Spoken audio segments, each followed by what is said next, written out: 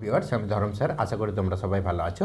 আজকের ভিডিওতে দশম শ্রেণীর বৃত্ত সম্পর্কিত উপপাদ্য অধ্যায়ের কোষে দেখি 3.2 এর অঙ্কগুলি সলভ করা হবে। 13 দাগ থেকে অঙ্কগুলি সলভ করা হবে। এর আগে 12 দাগ অবধি অঙ্কগুলি সলভ করা হয়ে গেছে। যারা এখনও ভিডিওগুলো দেখোনি, ডেসক্রিপশন বক্সে লিঙ্ক দেওয়া থাকবে, অবশ্যই দেখে নেবে। আরেকটি কথা, চ্যানেলে যারা নতুন আছো বা প্রথমবার ভিডিওগুলো দেখছো, তারা অবশ্যই চ্যানেলটিকে সাবস্ক্রাইব করে নেবে।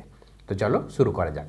দেখো 13 দাগে কী বলা আছে, যে একটি বৃত্তের দুটি পরস্পর ছেদি জ্যা এর অন্তর্ভুক্ত কোণের সমদ্বিখণ্ডক যদি কেন্দ্রগামী হয়, তাহলে প্রমাণ করি জ্যা দুটি সমান। তাহলে এটা দুটি জ্যা আঁকতে হবে এমনভাবে যেন তারা পরস্পর ছেদি হয়। হ্যাঁ, তারপরে সেই পরস্পর ছেদি জ্যাটার কোণের যে একটা কোণ উৎপন্ন হবে, তার অন্তর সমদ্বিখণ্ডকটা কেন্দ্রগামী হবে, তাহলে জ্যা দুটি সমান হবে। এইভাবে আমাদেরকে ছবিটা আঁকতে হবে। তাহলে চলো ছবিটা আঁকলে আরও ভালো বুঝতে পারবে। এখানে দেখো, আমরা এটা 13 দাগের অঙ্কটা, একটি বৃত্ত অঙ্কন করে নিচ্ছি।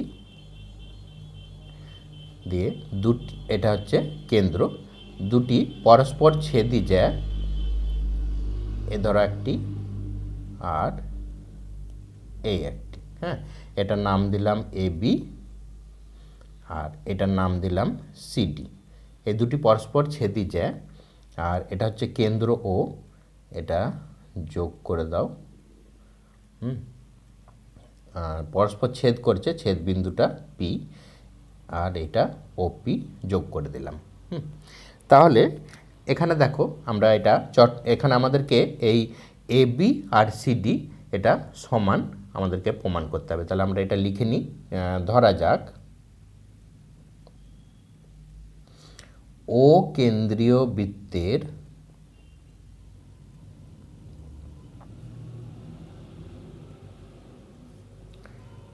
AB ও CD জ্যা দুটি পরস্পরকে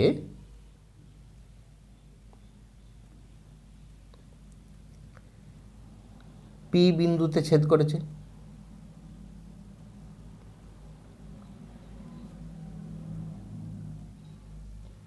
ঠিক আছে, তাহলে OP কোণ কি হলো, CPB, এই কোণটার সমদ্বিখণ্ডক। CPB এর সমদ্বিখণ্ডক।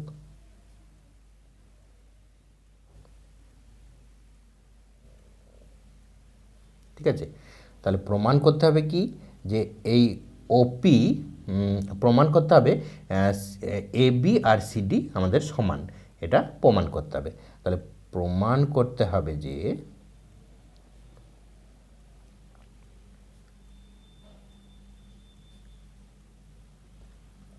AB সমান CD, এটা আমাদেরকে প্রমাণ করতে হবে। তো এর জন্য আমি একটা অঙ্কন করে রেখে দিচ্ছি আগে থেকেই। এই অঙ্কনটি তোমাদের লাগবে একটু পরেই। OA আর OD যুক্ত করা হলো। হ্যাঁ, তাহলে এখানে অঙ্কনে লিখে রেখে দিচ্ছি, অঙ্কন OA এবং OD যুক্ত করা হলো।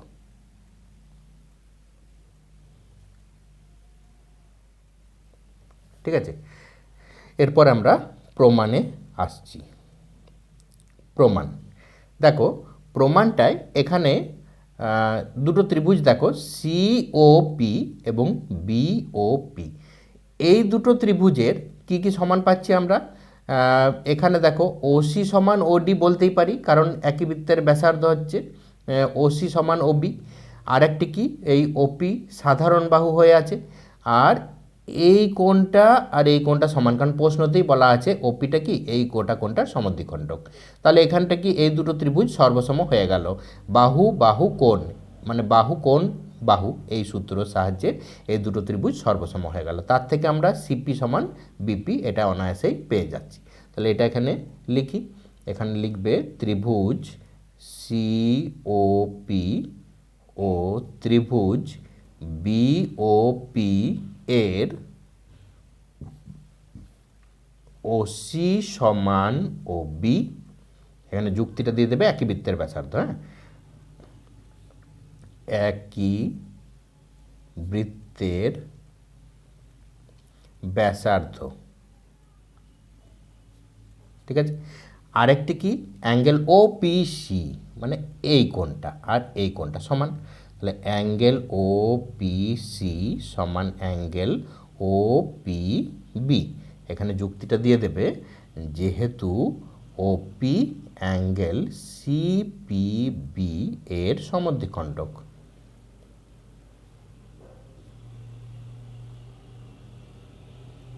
ঠিক আছে, তাহলে আরেকটি কি, ওপি সাধারণ বাহু, এই ওপিটা সাধারণ বাহু আছে, তাহলে ওপি সাধারণ বাহু হয়ে গেল।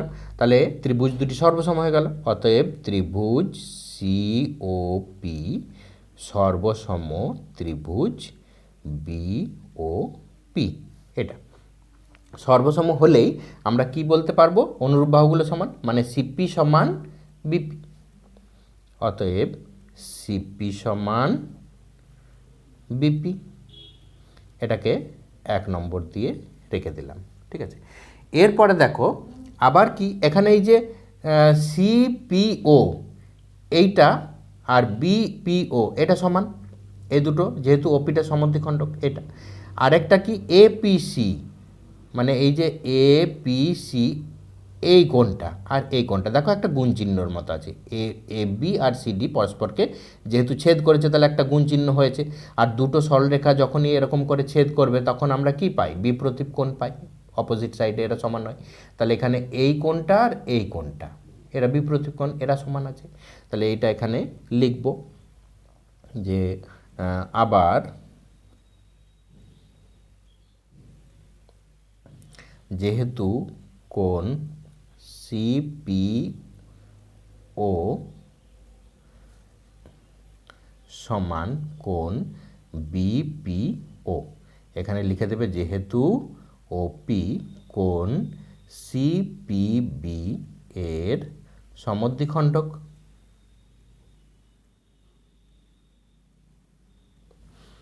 আর কি, এবং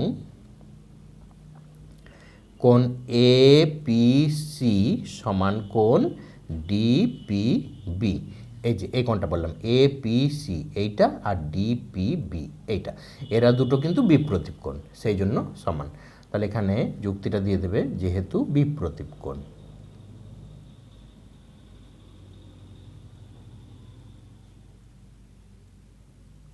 ঠিক আছে, তাহলে দেখো এই দুটোকে আমরা যোগ করে নেব, যোগ করলে কি পাবো, সিপিও প্লাস কোণ এপিসি সমান এই দিকটায় বিপিও প্লাস কোণ ডিপিবি।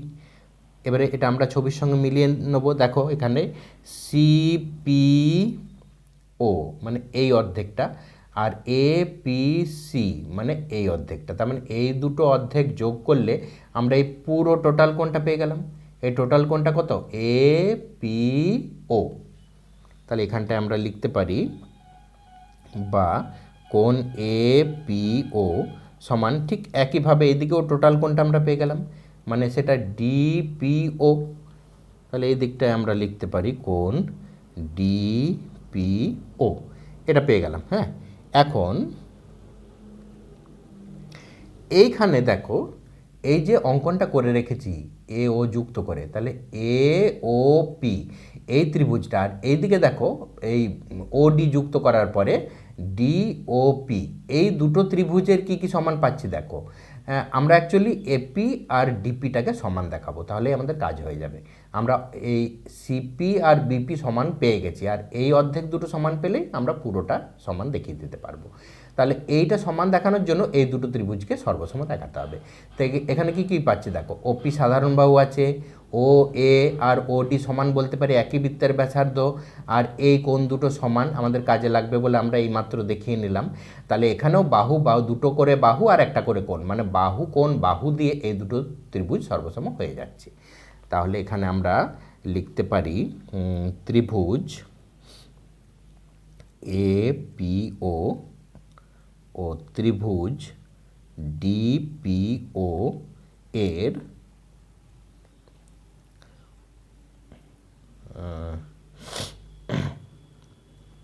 এটা ডিপিও এদিকটা করলাম, ডিপিও আর এটা এপিও একই ব্যাপার, অসুবিধা কিছু নেই।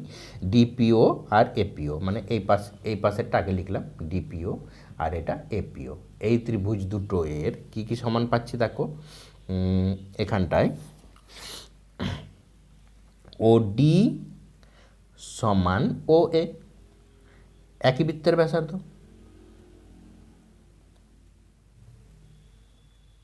একই বৃত্তের ব্যাসার্ধ। আরেকটা কি পাচ্ছি,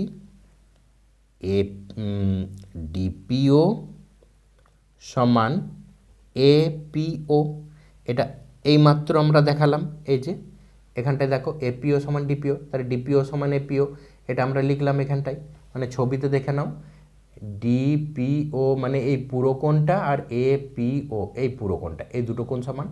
আর এই ও এ আর ওডি একই বৃত্তের ব্যাসার্ধটা আমরা লিখেছি, আর ওপিটা সাধারণ বাহু আছে, তাহলে এখানে আরেকটি কি লিখবে যে ওপি সাধারণ বাহু, ওপি সাধারণ বাহু। ঠিক আছে, তাহলে কি হলো, আমাদের ত্রিভুজ ডিপিও সর্বসম ত্রিভুজ এপিও হয়ে গেল। তাহলেই অতএব আমরা কি বলতে পারি, ডিপি সমান এপি, এটাকে 2 নম্বর দিয়ে দিলাম। এখানে দেখো এই দুটো ত্রিভুজ যখনই সর্বসম হয়ে গেল, তাহলে ডিপি সমান এপি সর্বসম ত্রিভুজের অনুরূপ বাহু আমরা লিখে নিলাম। এবারে কি করব, আমরা এই 1 আর 2কে যোগ করে নেব, তাহলে এখানে 1 ও 2 যোগ করে পাই। তাহলে 1-এর বাম দিকে কি আছে সিপি, আর 2-এর বাম দিকে আছে ডিপি, তাহলে লিখব সিপি প্লাস ডিপি সমান 1-এর ডান দিকে আছে বিপি প্লাস 2-এর ডান দিকে আছে এপি, এইটা। তাহলে দেখো আমাদের সিপি প্লাস ডিপি মানে কি দাঁড়ালো, এখানে দেখো সিপি প্লাস ডিপি মানে আমাদের গোটাই সিডি হয়ে গেছে, আর এপি প্লাস বিপি মানে আমাদের গোটাটাই এবি হয়ে গেছে।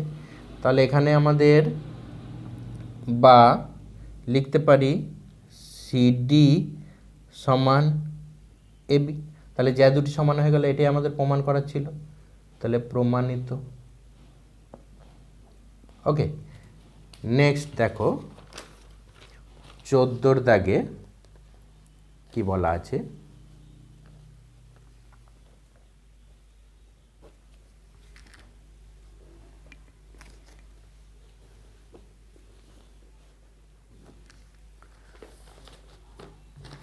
দাগে বলা আছে যে প্রমাণ করি একটি বৃত্তে দুটি জ্যায়ের মধ্যে যে জ্যাটি কেন্দ্রের নিকটবর্তী সেটির দৈর্ঘ্য অপর জ্যাটির দৈর্ঘ্য অপেক্ষা বৃহত্তর। তাহলে এখানে একটি বৃত্তের দুটি জ্যা আমরা অঙ্কন করব। এটা ধরো কেন্দ্র, তোমরা আপাত দৃষ্টিতে মানে এই ধরনের লক্ষ্য করে থেকেছো যে কেন্দ্রের যত কাছে যা থাকবে সে দৈর্ঘ্যে তত বড় হবে, আর কেন্দ্র থেকে যত দূরে যাবে মানে এইখানে যত টানবে সে দৈর্ঘ্যে ছোট হতে থাকবে।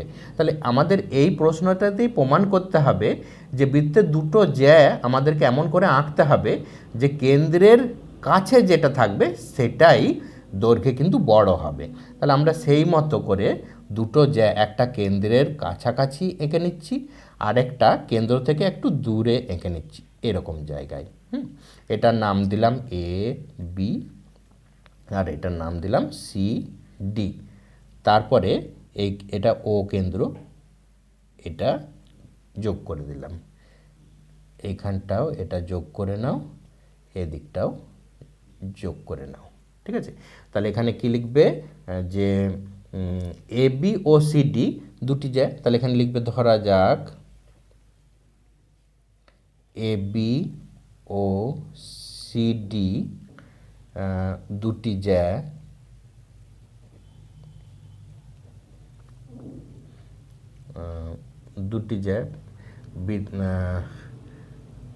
বৃত্তের কেন্দ্র থেকে ওর দূরত্বগুলো এটা নাম দিয়ে দাও, এটা পি, এটা নাম দিয়ে দাও কি, মানে কেন্দ্র থেকে দূরত্ব এটা ওপি, আর কেন্দ্র থেকে এই যেটার দূরত্ব ও কিউ। যা বৃত্তের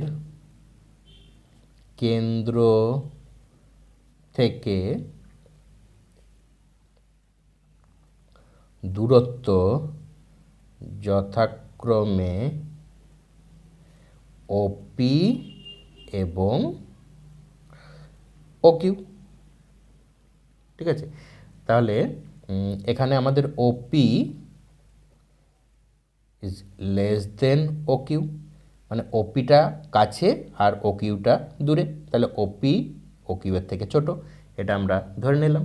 তাহলে প্রমাণ করতে হবে যে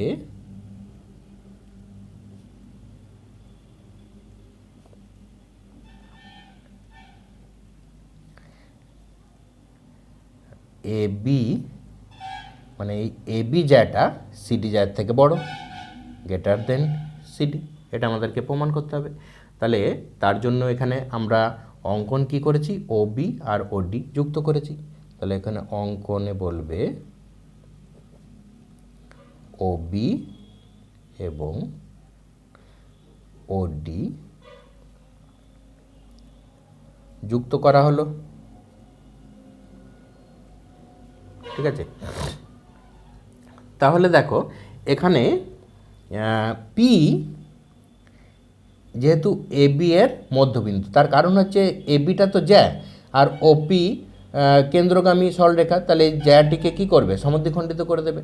তাহলে এখানে তোমরা লিখবে যে যেহেতু পি এ বি এর মধ্যবিন্দু, তাহলে অতএব আমরা কি লিখতে পারি, পিবি সমান হাফ এ বি। এই যে পিটা যেহেতু মধ্যবিন্দু, তাহলে এই পিবিটা কি হবে, এই গোটায় জ্যাটার অর্ধেক হবে। হ্যাঁ, তা এইটা হাফ এ বি, এবং একইভাবে এখানে দেখো এই কিউটাও তো সিডি এর মধ্যবিন্দু, তাহলে কিউডি কি হবে, হাফ অফ সিডি।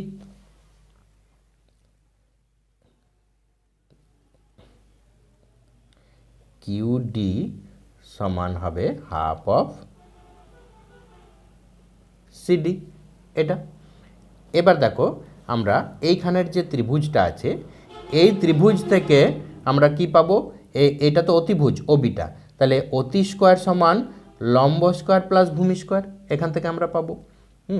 তাহলে এখান থেকে আমরা লিখব যে বের করে রেখে দিই, ওপি স্কোয়ার সমান কী হবে, তাহলে অতি স্কোয়ার মাইনাস ভূমি স্কোয়ার। তাহলে এখান থেকে আমরা লিখব যে ত্রিভুজ পি ও বি থেকে পাই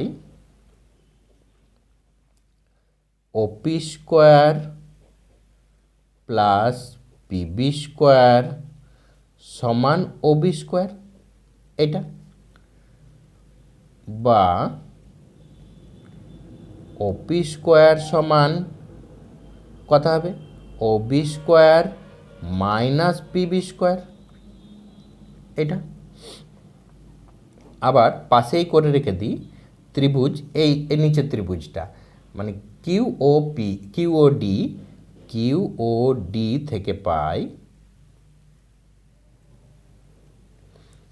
এখানেও কি পাবো, ও কিউ এর স্কোয়ার প্লাস কিউ ডি এর স্কোয়ার সমান ও ডি এর স্কোয়ার, বা এখান থেকে পাবো ও কিউ এর স্কোয়ার সমান ও ডি এর স্কোয়ার মাইনাস কিউ ডি এর স্কোয়ার, এইটা। এই দুটো আমরা বের করে রেখে দিলাম। তাহলে দেখো আরেকটা জিনিস কি, এখানে ও বি আর ও ডি এই দুটো কিন্তু সমান, একই বৃত্তের ব্যাসার্ধ। তাহলে আমরা এখানটায় কি করব, এখানটায় করে দিচ্ছি, এখানটায় ও বি এর স্কোয়ার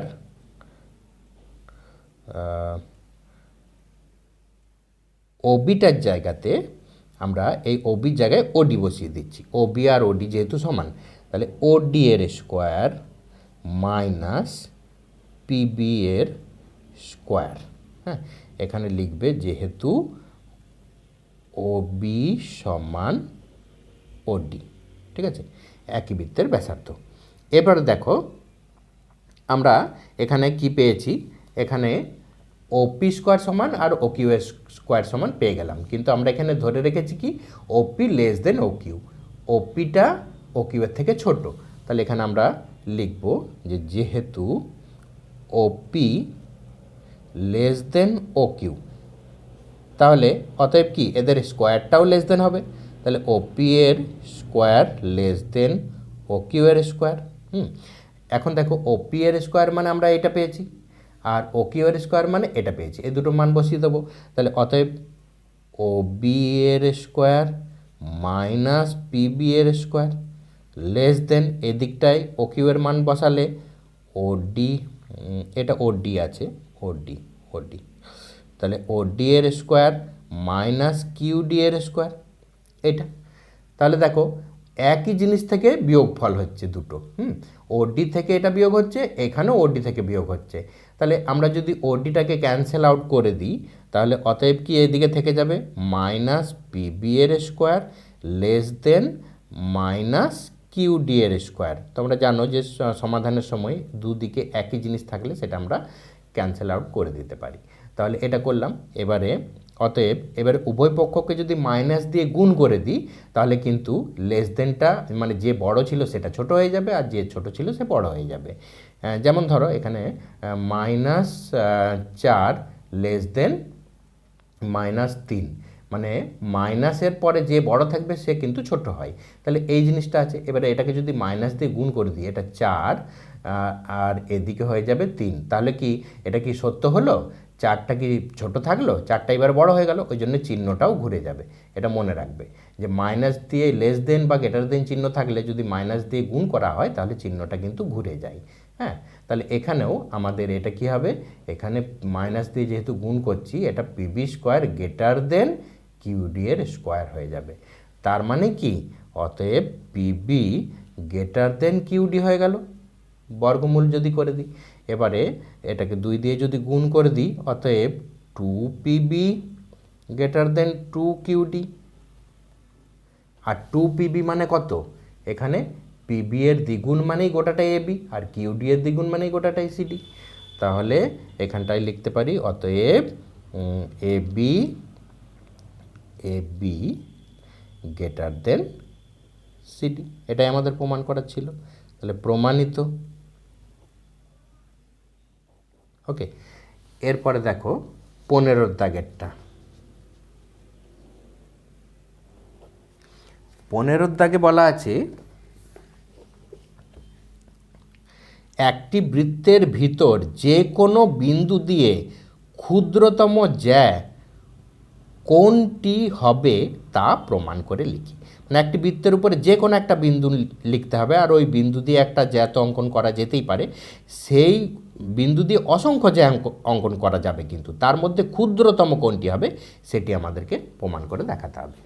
তাহলে এখানে দেখো আমরা একটা বৃত্ত অঙ্কন করে নিচ্ছি।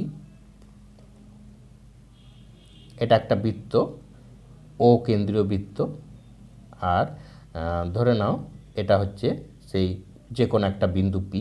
পি বিন্দু দিয়ে আমি যে কোনো একটি জ্যা অঙ্কন করলাম, যেটা নাম দিলাম এ বি। এখানে কিন্তু অসংখ্য জ্যা অঙ্কন করা যাবে, অসংখ্য জ্যা। এবারে সেই জ্যাগুলোর মধ্যে সবথেকে ক্ষুদ্রতম কোনটা হবে সেটা আমরা বার করব। তাহলে এখানে লিখবে যে বৃত্তের ভিতর যে কোনো একটি বিন্দু পি ধরা যাক, ও কেন্দ্রীয় বৃত্তের ভেতর পি যে কোনো একটি বিন্দু, ঠিক আছে, আর পি বিন্দু দিয়ে এ বি জ্যা অঙ্কন করা হলো। ঠিক আছে। তাহলে পি বিন্দু দিয়ে যে এবি যেটা অঙ্কন করেছি সেটা ক্ষুদ্রতম হতে গেলে কি হবে, পি বিন্দুটা এবি এর মধ্যবর্তী হতে হবে, মানে এই এবি এর একদম মিডিল পয়েন্ট হতে হবে।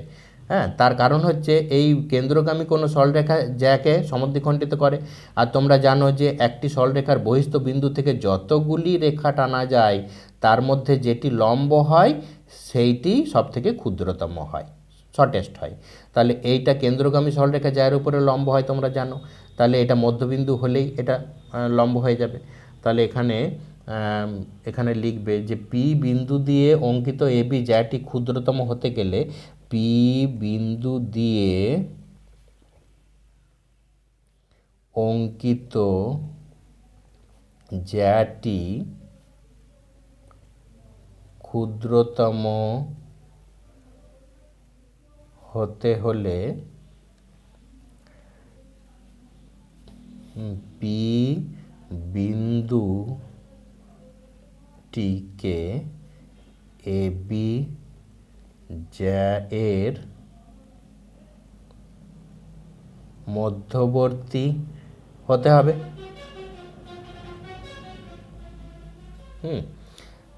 তাহলে এবারে প্রমাণটা লিখবে যে যদি পি এবি এর মধ্যবিন্দু হয় তাহলে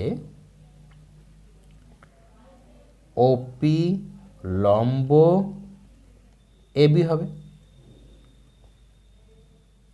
এটা এই ওপিটা কি হবে, এবি এর উপর লম্ব হবে, পিটা যদি মধ্যবিন্দু হয়। আমরা জানি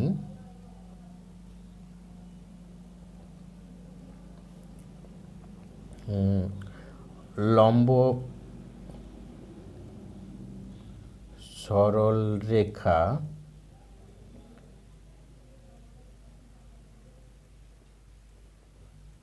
ক্ষুদ্রতম সরলরেখা হয়, অতএব এবি ক্ষুদ্রতম। এটাই আমাদের প্রমাণ করার ছিল, তাহলে প্রমাণিত। এটি খুব ছোট্ট প্রমাণ, একটা যুক্তি নির্ভর, এটা তোমরা ভালো করে দেখে নেবে।